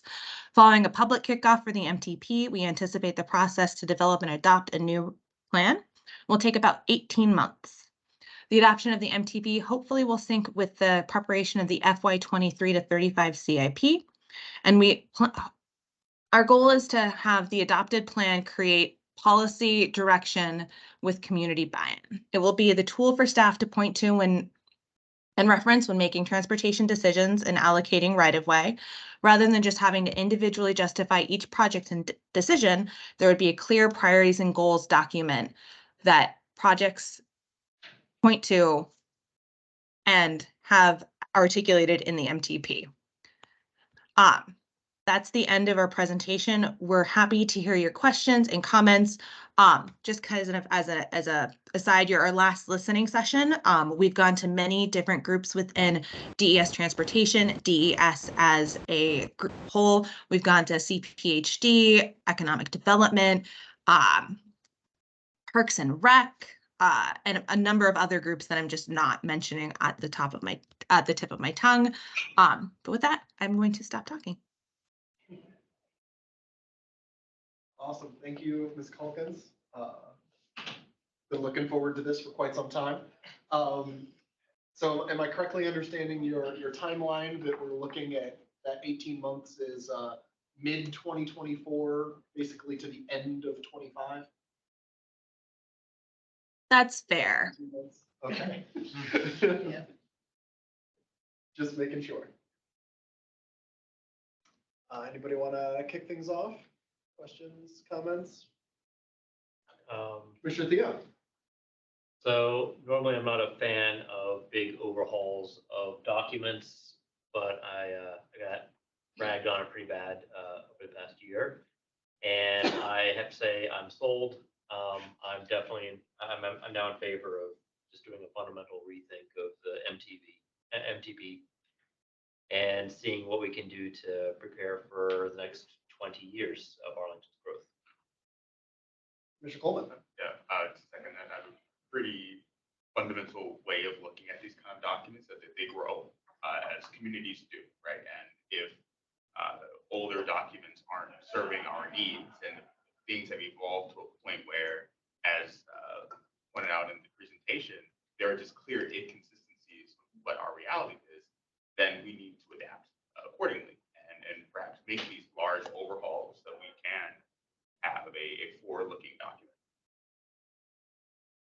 Commissioner Rose?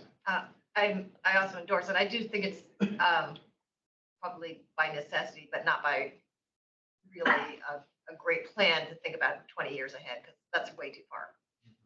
And frankly, 5 years is probably as far as you're going to actually be able to make a reasonable assessment. But that being said, it's a lot of money probably and a lot of time and effort, and you want to try and do that. But I think leaving open possibilities for things that we are, again, little specks in our brains right now about where we'll be in terms of transportation are worthwhile to consider. And I'm sure people will bring them up in the course of public engagement. But otherwise, yeah, strategic plans are. I want to say, awesome, thank you. I will say, I think we can certainly find some goals and policies that we can hold on to for that kind of time. Yeah. You know, our current MTPs, you know, move more people with less traffic, still rings true today as it did in 2007 or whatever. But staff has been good at taking a document that has some solid bones, but some weirdly out of date detail, and just sort of applying the spirit of it or the, you know, that sort of thing in a very useful way. Commissioner Lanzelmi, go ahead. Yeah, I think that definitely this is definitely needed. I think you're moving in the right direction. I like the idea of getting rid of the silos and having everything be looked at holistically. That is absolutely the right way to go. And of course, you know, getting the community input in is necessary and appropriate. I'm putting in a plug now for the actual map to add a pedestrian right-of-way layer, which is barely there at this point. It's only in a couple of very specific spots, and it's more theoretical than real. Every one of our neighborhoods, pretty much every one of our neighborhoods has pedestrian only, and not even bikes, that are either county owned or have public easements that are pedestrian only rights of way. Some of them are actually almost a block long. Some of them are maybe 10, 20 feet long, but they're all used in the neighborhoods. They're important and they're completely unrecognized. And a lot of them aren't even maintained or maintained properly. Some of them are almost desire lines rather than anything more than that. You know, it's dirt tracks through the woods, but it's still technically a right of way. I very much am putting in the desire, the want, please put in a layer that will add in, so we don't just have the vehicle streets and we don't just have the bike routes. We also have pedestrian rights of way that are on the map, and we know what they are. Because I also think that we have a number of public easements that over the years, people forget that they're public easements and they end up being privatized, or my fear is they end up being privatized. We've seen that with a couple of site plans come through where that's happened. So I would like to have those. I'm putting in the urge for you to do that. So anyway, that's my comment. You asked for what we want. That's what I want. Thank you. Awesome. I'd love to jump a little bit into the how do you use the current MTP question that's on the screen up here, because I use it a lot. I will say I'm glad to hear staff talking about this sort of priority corridor concept, because I think the primary bicycling corridors that we got into the bike element have been one of the most useful things that we put in the bike element. I find it a very useful talking point during site plan review, or during public engagement for a project, to remind everyone when we're talking about a right of way that's a primary bicycling corridor. It's a sort of simple to understand concept. Like, of all the places, this is one of the spots that's most important for biking, and I think that does translate very well to a priority transit corridor, or even a priority pedestrian corridor, which I think, like the 9th Street promenade between Boston Square, which has never quite gotten finished out thanks to stall development Square, or I think the 18th Street corridor we're trying to build in Roslyn down to the metro, coming down from from the whatever they call that up there, the terrace, I think it is, all that. I think that makes a lot of sense as well. So I think that's a great concept. I will also say I'm glad we have a lot of aspirational policies in our MTP, and I hope we don't move away from that. I'm glad that we've been bold enough in the past to put policies in here that we're not achieving yet, because having them written down and board adopted and everything gives them that weight, so that as citizens and as staff and as mission, we can work towards those aspirational policies. We have a policy in the bike element that will have, vigorously enforced MOTs, and that we will make sure that if there's a safe route for biking before a construction project, there's a safe route for biking after a construction project, and we're not there. But I think it's important that the policy is there, so we know that that's what we're working towards. So I really hope we keep that kind of stuff. Though I know there's probably a lot of balancing we need to do on specificity, because I think Ms. Calkins and I have had a conversation in the past about the MTP having these sort of varying levels of, like, some of the policies are very broad, and then there's some very, very specific, many very, very specific things that are probably too low level and in the weeds to be in such a board adopted policy document. So that's something we'll need to work through. Commissioner Theo. Just, I guess, in this early stage of talking about refreshing the master transportation plan, one thing that's very interesting to me is the focus on, or the further focus on corridors. I have, ever since moving into Arlington, I've treated like the Roslyn-Ballston corridor sort of like one neighborhood. And I think that sort of sentiment could be, I guess, recognized a lot more, especially in our transportation, and then use that to sort of roll into other aspects that touch transportation, land use, schools, et cetera. For example, I would love to see that sort of corridor concept expanded into other areas. I mean, not just Langston Boulevard, but say George Mason, north and south, Carlin Springs, even like Washington Boulevard, sort of linking Clarendon to Penrose would be, that sort of holistic concept of how you consider something a corridor.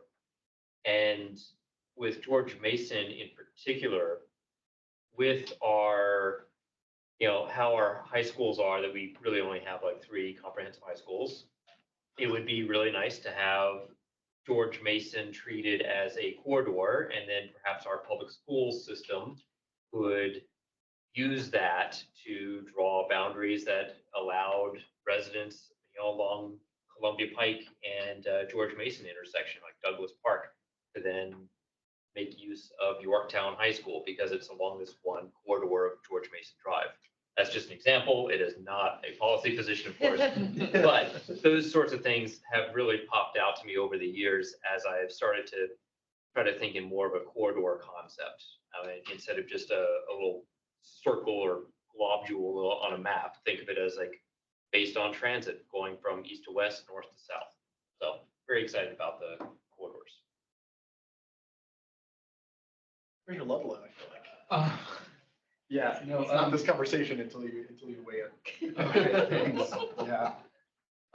Yeah, I'm really excited about this process and look forward to fully participating in it. And I would be interested in knowing kind of what the level of engagement of the Transportation Commission will be through the course of the development of the plan. That'll be my first question, because that'll guide what I say after. Did you hear that? Am I not? Any thoughts on that, Ms. Calkins? I'm unmuting myself. I was taking notes. So we're still working on what our public engagement process looks like. We don't have a scope of work. We don't have, a process that's been laid out in front of us. It's likely that we'll come in and check in with the commission like we are right now. At very important milestones within the process, as well as having some sort of, community stakeholder or advisory committee that helps guide the process as well, which I would assume would have a representative or 2 from the Transportation Commission on it as well. But a lot of that's still kind of a TBD to figure out as we, with our consultant that we get, and as Chris pointed out, about over a year still, flesh out a very robust public engagement plan to make sure that we have very intentional, targeted, engagement processes so that we're talking to the people that we should at the same time, at the right times. Okay. Yeah, I mean, I definitely have some aspirations for what I would like to see. I think just kind of 4 major areas. One of them would be that the plan is not only strategic, but it's integrated. It doesn't stand alone. If we're making land use change, transportation suggestions, they have to be done in concert with a broader county-wide vision on land use and other issues, including the resiliency of our system, the ecology, the equity. All of these things have to be considered. Because that's where I see most transportation plans fail, is when they aren't fully integrated with a body of planning across the county. You know, we just heard a presentation recently on the art strategic plan, for example. So it's like the plans are always playing catch up. And sometimes you have to level set and kind of do a whole series of strategic planning all at once across a broad body of different work to be able to really knit those together and realize the full potential. I hope that also it can be integrated in the sense that we're paying close attention to DC and Alexandria and Fairfax and Falls Church, because we're certainly not an island, and there's a lot of fabric that needs to be integrated in our region. And we'll be more effective that way, and we can even influence the plans of neighboring communities, and they can influence us. I think that's really important.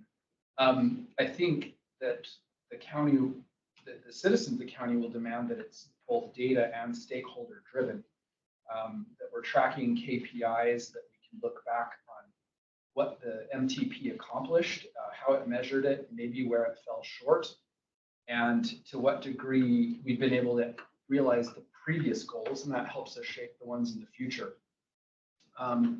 The stakeholder engagement will be really important, transparent, data-driven. So I'm glad that that's one of the first tasks that you're working on, and that'll be really critical for your consultant to kind of set that out. And then finally, I'm hopeful that we will take a close look not only at the corridor issues that the other commissioners have mentioned, but broader smart growth principles aligning land use and transportation, looking at 15-minute and 5-minute city concepts, urban clusters, and really thinking about our new world of work from home and hybrid work. And what does that mean to all of us? And how do we shape our transportation systems accordingly to the new kinds of behaviors and ways of living? So this is really exciting. I'm happy that we're doing this. Oh, and then also, I hope that we can also look at ways to reclaim the 1950s and 1960s highways that remain in Arlington. Think about how to potentially repurpose them. But we can talk more about that later. Big, It's a landmine right also. And furthermore. P.S. Yes. Commissioner Hussain, did I see your hand? Yeah, I wanted to echo that same sentiment on the MTP's integration with the region. I think that, like, at least in my experience, I don't see a lot of like regional planning in the United States in general.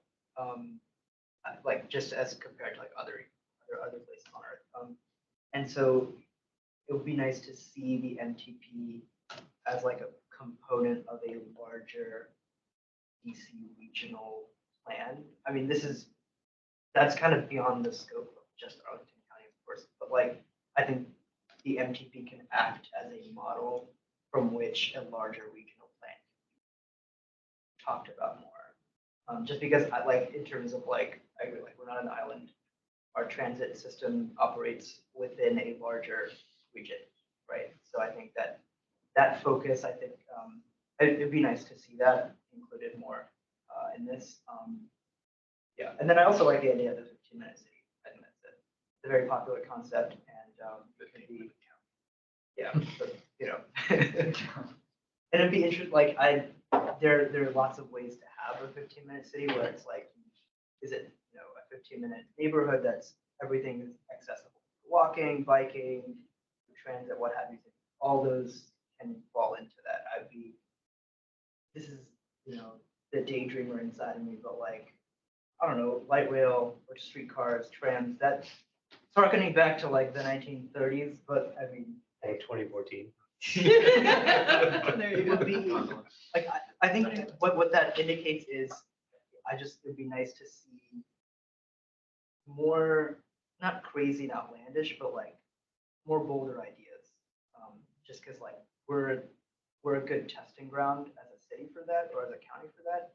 And I think sometimes the more crazier the ideas, the more crazier the policies, it creates an interesting discussion. So I think that could be, and there's value in that. Like I like Commissioner Slide, your idea, there are goals that we have that we can't achieve, so that we're kind of working. It's not boring, right? Like we're kind of working towards something.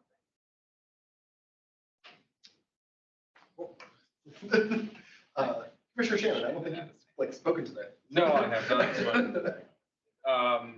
Commissioner Ludlow's comment about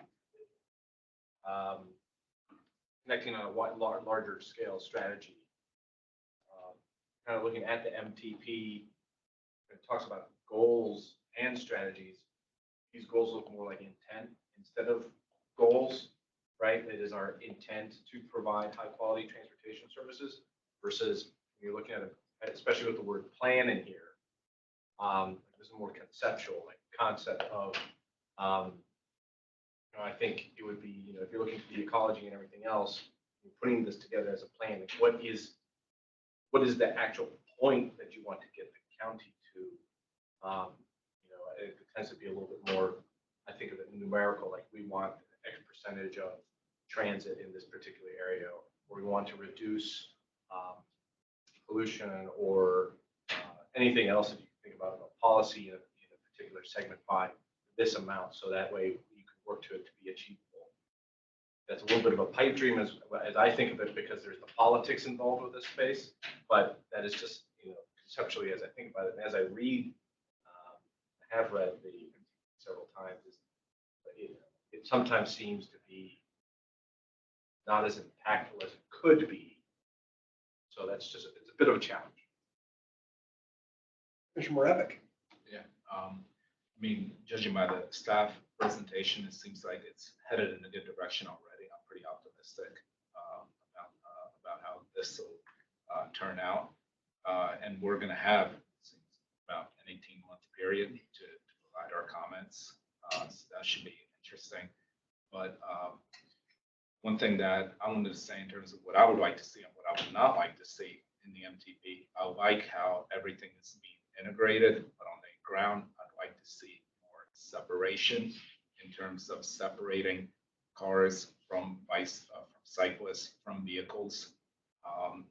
I don't, specifically, I'm thinking about Crystal City Drive, so we no longer have scenarios like that where unfortunately, we're not able to count on the courtesy of some of the drivers to stay out of a bike lane, and the police are physically unable to enforce it. I don't know how many police officers you would need to have to do that.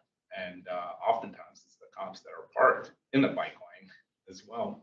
But I don't think they should be in the business of doing that. They should be in the business of other work. And why have a cop do something that a concrete barrier, rising a little bit up can do instead? And that way free them up to do other more impactful work. So I'd like to not see, for example, discredited things like sharrows. I think like staff is aware of how counterproductive they are, and so I'm optimistic that when the rough outlines of this come out, that there won't be sharrows in it, and we're going to have some great new infrastructure. I think DC right now, they have that Dutch cycling embassy visiting DC right now in terms of helping them draft some policies and best practices from the Netherlands. And a lot of it is just very, very simple stuff that doesn't take up any more real estate in an intersection, but that you're able to avoid having like a mixing zone at an intersection. I hope that'll be a practice that we'll no longer have in this county. So that's that. Thank you. I was just a comment to that. North Pershing Drive is not an existing bike. That's it. There are sharrows there. Sharrows there. I will kind of move a little, I think, formally into the, what do you hope the new MTP includes? And say, I would say 2 criticisms that I have of the existing MTP that I haven't already heard kind of called out by staff. One is that it's very light on operational policy. It's almost exclusively design. It talks about, street widths and that sort of stuff about, how do we build the facilities that we have, and leaves how do we operate them, very much kind of up to engineering judgment. And I would love if there were a little more community-based policy in how we operate. For instance, this has come up with the commission before. The only mention of traffic signals in the entire MTP is that we should convert them all to LEDs. It doesn't really talk about when we are optimizing our signals every 2 years. Well, like, what are we optimizing for? What's our ideal outcome? How much of it is safety and how much of it is traffic flow and how much of it is reducing pedestrian delay. And, all of these are things you can optimize for. And the MTP is currently very silent on what that outcome should be. The other thing I think is really missing from our existing MTP is any sort of real handling of maintenance, which is never sexy and never fun to talk about, but is kind of a critical part of our transportation system. Is what are our community expectations for how we're going to be maintaining this infrastructure long term? Do we need to be sweeping leaves out of bike lanes? How do we decide what trails we're going to clear snow from and what trails are not important enough to clear snow from? Are we going to repave our trails, or are we only going to repave our roads? All of these sort of things, I think, deserve at least some place in our master transportation policy document, and aren't really in there as far as I can tell in our existing. Kristen, I don't know if you have any thoughts on either of those things.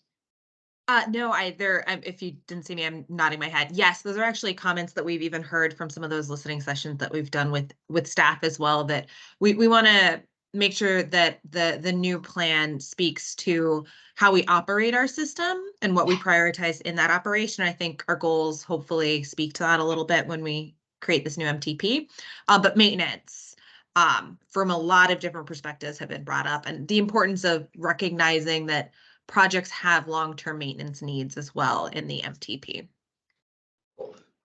We had our team set so we couldn't see you, but now our teams is set so we can see you. So when you nod, it will actually fix that on our end. Other commissioner thoughts? Commissioner Kusin. I had a quick question about the current MTP, and then I guess comment about the new MTP. And I'm taking a look at like the different goals from different cities, and like, for example, one of DC's goals has they have a management and operations goal, and I think that it got me thinking about like evaluation of the MTP. Sorry, a lot of letters. And I'm just wondering, like, what does that look like? Like, how is that something that is that like one of the goals that can be a part of the new MTP, being like just the evaluation process of our transportation network, in terms of like its impact, or whether or not it's like meeting the needs of the community, and like doing those evaluations frequently. I don't know if that's currently done with the MTP, but it would just be interesting. I just think I think that's an important goal. I think that's an important policy should be thinking about, is how not only what it currently looks like, but then also how are we evaluating it in the future, and what does that evaluation process look like, and how often are we doing that? Because if we're not we can create lots of policies, but if we're not evaluating the things that we're doing, I don't know if we're going to learn from that. And again, I don't know if that's already being done in some way right now. It probably is, but having that more explicitly defined as one of the goals, I think there's value in thinking about it.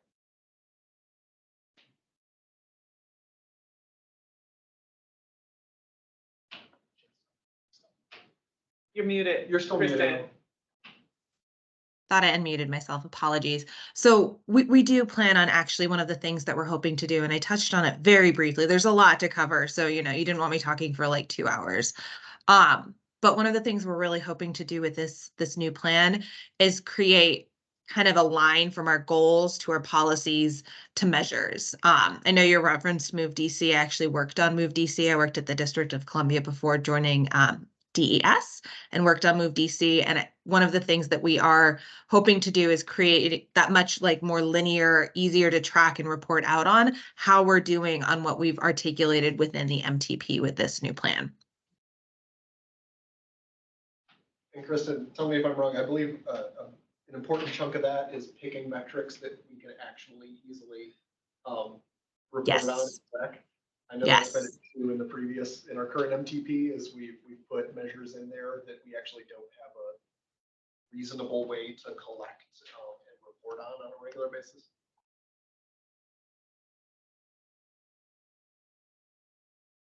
Anybody else? Commissioner Lantelmi, anything? Anything else? Nothing further. All right.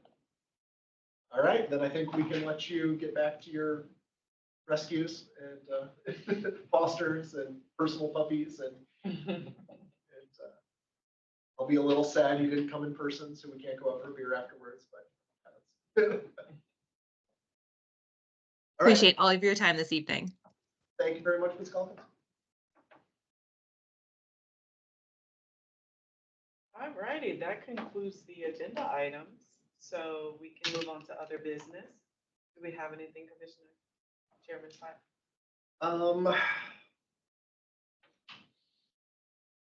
I will put out another plug for we need a rep to what was formerly known as the Crystal City Review Council. It is now, much like the national landing bid has expanded to Pentagon City. CCCRC has also expanded its purview. So this is an interesting little group, like a commission, that is kind of charged with tracking progress on the Crystal City Sector Plan and the Pentagon City Sector Plan. How is implementation going, and are we sticking to the plan and all that kind of stuff? Could really use a transportation commissioner on it. It's an interesting kind of opportunity to look a little more holistically, right? When you're a site plan review, you're very focused on one building. CCCRC gives you this kind of opportunity to be like, here's 3 buildings are happening in Crystal City right now, and how are they connected? And they're all kind of impacting the underground. And are we getting, what's the underground, Crystal City underground turned into? And they're all putting in money to open space planning. Like, okay, like what's the priority for the next park in Crystal City? Is it Gateway? Is it Gateway Park? Is it this new Metro Market Square? Like, where should we be focusing this money? So if you have a little extra bandwidth, it's just another monthly meeting. It's not any crazy huge time commitment. There's some really cool people on it. Those neighborhoods over there have some pretty great and really involved reps. So it could be a really useful conversation. So either hit me up after this meeting or shoot me an email or whatever if you're interested in being a CCCRC rep. And it's now CP. Right, it's new letters. So I'll get there. It's Crystal and Pentagon City. Yeah, I still can't remember if it's E2C2 or C2E2 changed. I got new letters. It's all very. At least we're not trying to switch over to national landing terminology. That's fine. Does anybody else have anything else for the good of the order? Anything from your liaison position, site plan review? You want to give a report on Wakefield Manor? Yeah, I'll give a quick report. Commissioner Lantelmi was there at the SBRC meeting as well this past Monday. Basically, they're going to have 2 meetings. The transportation stuff will be discussed on May 15th. The site is, I kind of sympathize with the developer. It's kind of a really constrained site, both in terms of physical space, but also in terms of what they're allowed to build in that neighborhood. It's 125 foot height limit, and that's forcing, but underneath they found, well, the developer claims they found some, not to sound like a home, but that they found some granite, and so they're constrained in terms of how high they can go, but financially they have constraints below. And then that's causing them, in order to make everything work financially, causing them to make some compromises that I'm not really a fan of. One of them is kind of separating the parking for the other Wakefield Manor residents, and that's adding another curb cut. It's forcing the cyclists to go 2 or 3 floors underneath. And I'm thinking about what might be the best way to reconcile all that. That's kind of like the original sin of everything there. And in a way, like if you really want to be cynical about it, it's like causing them to be like, well, we want to separate these affordable housing people from our market rate people, and then elevate our market rate people on a higher, literally on a higher plane, where there's going to be a garden up top that will be kind of undermining the whole concept of a garden apartment. So I think if any other commissioners want to keep following that and provide some advice on how to reconcile that. I mean, it's not the only building that's encountered granite. It's pretty common in Roslyn, I believe.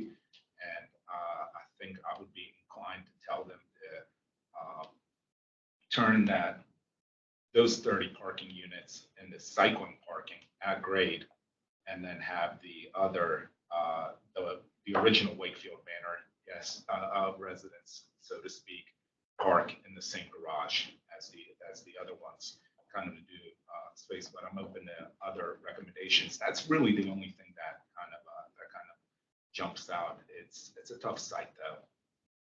So that's that. May 15th. Okay. Anybody else? Commissioner Lantoni? Yes, thank you. As you know, I'm also chairing LRPCs, and one was going to be scheduled for April 27th, which happens to be, I think, Transportation Commission night. Correct. I said no, because it's going to be looking at the Career Center site. And I thought the Transportation Commission would be very interested in participating in that LRPC, and having at least 2 members of TC not be able to be at either the LRPC or at the TC meeting is not a good idea. What we're looking to do instead is have the night before, on the 26th, the form-based code AWG, the working group, will be holding its informational meeting on that same topic.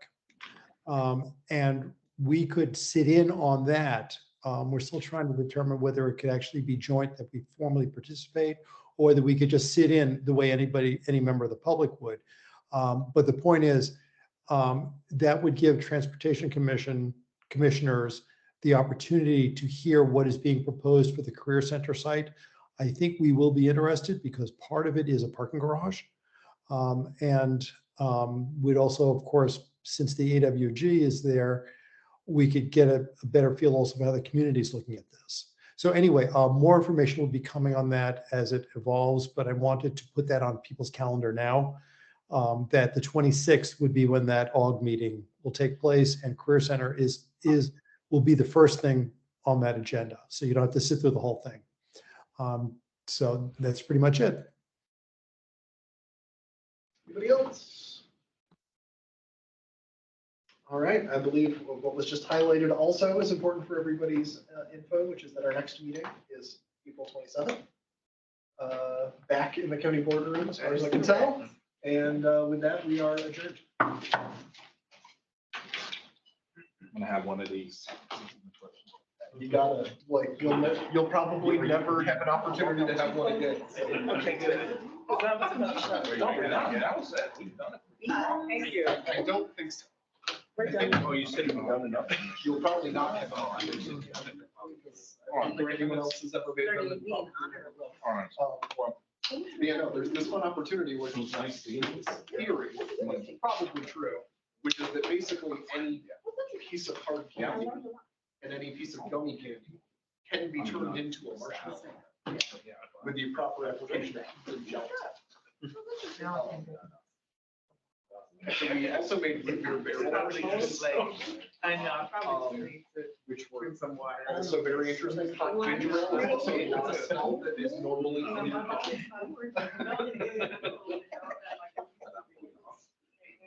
but I will say it was pretty tasty marshmallows. I do not mind marshmallows that taste like root beer. I call myself going home to eat dinner before I go. And I just couldn't get it together. What you want to put on the score? What you got me? Well, my next, I have sitting in my kitchen waiting to come on my house is Werther's Biscuits. Oh, yeah. Which I think is gonna make a really stellar marshmallow, and I also think would make a really stellar s'more. That one. How do you think it's smelled over the kitchen? Delicious.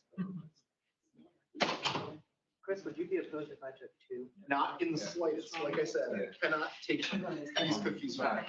I will be in trouble. Right on. I'll give you mine. But like my options to buy were 6 or 13. 6 seemed like not enough. 13 seemed like way too many. Here we are. They didn't give you like a baker's dozen. That's what 13 is. Of course, they paid for the 12.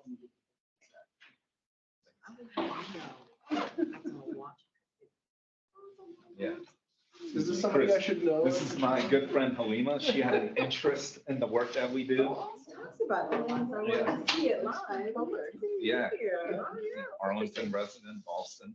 I can't believe you invited her on the night we're not, on the dais. It looking was all pretty, mighty and powerful. Yeah, it was pretty disappointing. Sorry. It's Just the okay. I'll conference just put room. the Teams in next time I'll see it. Here when we She, looking down. she almost arrived here before I did, so I couldn't really send her away either, you know, because we were not in the room. Sorry. This is good though. Very interesting. I've been here for so many years and never knew all this. No. You live in Boston? Toiling in obscurity, here we are. Oh, Why my Chris actually lived in your old building, in the Ava, right? Ava. That's where you started Yeah, it out, was in the right? top, no, it was my No. second apartment. Your First second apartment was in apartment? the Market Common in Clarendon. Okay. Okay, Well, that was on nice. the- on the I Fillmore started Street in side. Quincy Plaza. Then I moved to. I thought we were doing the duck pond. What's that going to the be? Beaver done? Pond, yeah. Beaver, Yeah, it's not called a beaver pond anymore because we Yeah. should have the beavers out. Yeah. They should have Yeah. Boston Yeah. something or other, just some generic name. I mean, the beavers were counterproductive. We do all of our naming by committee, so they Yeah. will never be beavers. are there, I don't know, were there beavers there? So they were, yeah. Yeah. And And there was causing It problems. was part of the problem. Yeah. So they got rid of the beavers? Right, Like they got rid of the beavers. Right, Yeah. the pond was supposed to be like helping like water, like. Yeah, it's like a Cool runoff. and then slowly come down, the beavers were I like, don't know about that. nah, I don't think the water, I think the water's gonna be over here, because that's where we're gonna put our dam. Down here? Yeah, my favorite part about that apartment building 25 minutes. was that my apartment was high enough that there were no mosquitoes. Hang on. Mosquitoes. All right. Yeah. All right. Anybody want Was to I give the only like non-commission person here or non? That way everyone. looked at me Tonight, like, I who's this think, lady yeah. walking? Yeah, right, everybody was either staff or applicant or Uh-huh. commission. I want to make an application. I don't know what for. Let's figure it out.